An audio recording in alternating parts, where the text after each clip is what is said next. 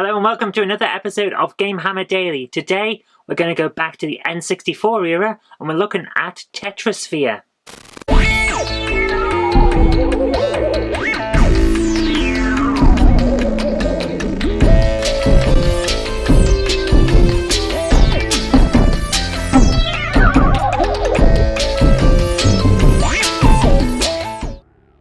The Nintendo 64 is a console that often gets disparaged because of circumstance or ridiculous design choice.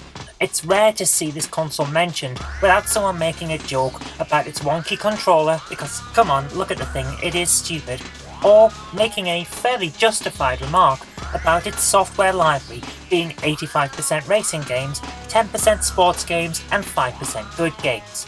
Despite this, there are still some excellent titles on the N64 that need to be given the time and attention that they deserve. Tetrisphere is one of those games.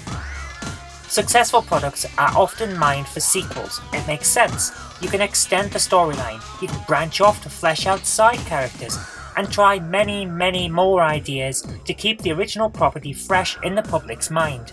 But where do you go when your successful product is Tetris, a game about arranging blocks that fall from the top of the screen?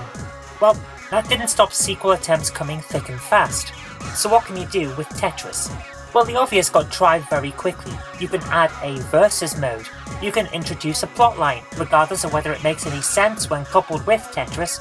You can even add in extra Tetrimos to the mix, even if they fundamentally don't fit and the whole point of the game is that with enough skill you can fit everything together. And yes, those three examples are all from the same game. It's Magical Tetris Challenge on the Nintendo 64, and despite what I just said, it is actually quite fun. But the real reason that we're all here is because the ultimate extension of Tetris is to take it from a 2D puzzle game into the third dimension, and that happened in 1991 when original Tetris developer Alexei Pachinov brought us Weltris. It was actually rather well received, and we'll have to give it a proper look in a future episode, but for now, all we need to know is that Weltris was the beginning of something even better. After several ridiculous spin-offs, including face-building game Faces and a merging of Tetris with Puyo Puyo in the form of Tetris 2, we finally reached the sequel that we'll be looking at today.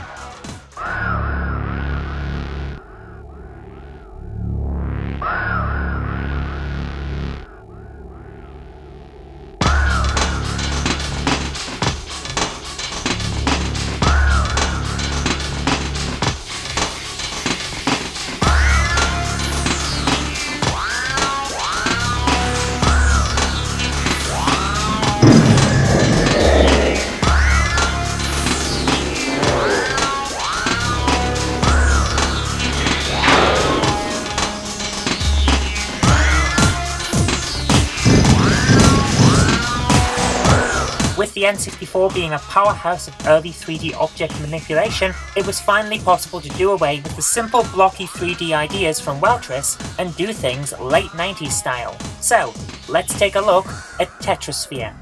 This game is a Nintendo 64 exclusive, and if you own an N64, you would do well to bag yourself a copy. It plays incredibly well even to this day, and there are enough options included to keep you entertained for days on end. Published by Nintendo, which may surprise some of you who are seeing this game for the first time because it doesn't have that Nintendo feel to the look or the soundtrack, Tetrisphere went on to gain a place in Nintendo Power's top 100 best Nintendo games of all time. And that is a pretty amazing feat for a game originally coded for the Atari Jaguar. Yes, you heard me right, this was originally a Jaguar game, and that's why it lacks Nintendo's feel. It has all the hallmarks of late Atari attitude about it, and to be honest, that isn't a bad thing. The music is far more club-themed than you'd expect from a Nintendo title, and the game design lacks that colourful Nintendo style as well. But now you know it's an immigrant from the Jaguar, all of that makes sense, doesn't it?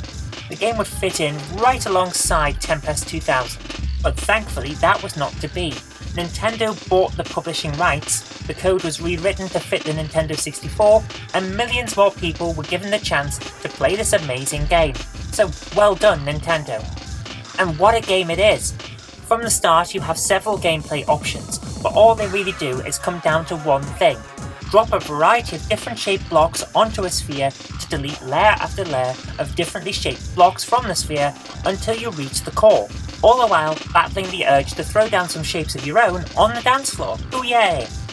Each level will present you with a small number of shapes to work with, which both keeps the game fresh as you work your way through it, and also keeps the game simple because you're not constantly trying to find a use for a particular shape amongst a sea of incompatible ones. And the shapes you drop have to match the shapes on the sphere, otherwise you'll lose a life. You get 3 lives per level, and if you're not concentrating you'll burn through them really quickly. Keep your wits about you and the game remains a fun challenge throughout, however, which is good because it won't get you frustrated. Each mistake will feel like it's your own fault, not the fault of the game throwing you an impossible situation.